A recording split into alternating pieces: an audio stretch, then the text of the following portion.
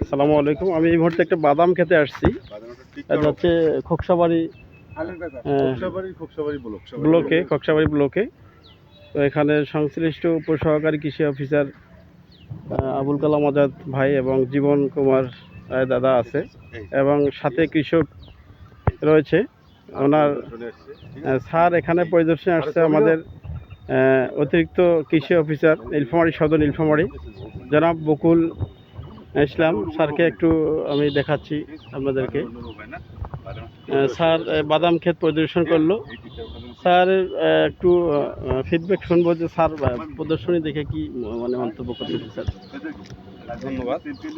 2024-25 অর্থ বছরে আমরা রাজস্ব খাতের আওতায় 1 বিঘার জন্য আমরা একটা বাদাম প্রদর্শনী খোকসাবাড়ি ইউনিয়নের এই খোকসাবাড়ি ব্লকে দিয়েছি। আমাদের চাষি ভাই শানু চন্দ্র রায় উনি অত্যন্ত যত্নের সাথে আন্তরিকভাবে এই বাদাম চাষটা করেছেন।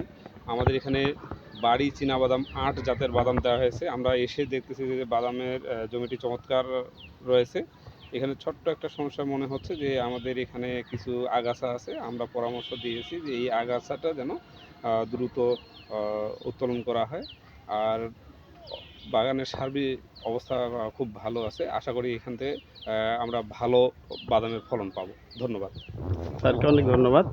তো আমি এই মুহূর্তে একটু জীবন কুমারের দাদার কাছ থেকে শুনবো যে এখানে উনি পোকা আক্রমণ করছে, এই পর্যায়ে উনি কি পরামর্শ দিয়েছেন কৃষককে, ওনার মুখ থেকে শুনবেন। এখানে পোকার জন্য আপনার সাজেস্ট করা হয়েছে সাকসেস প্লাস শাহাম, সেটা হচ্ছে বিকেলবেলা 4টার পরে আপনারা স্প্রে করবেন।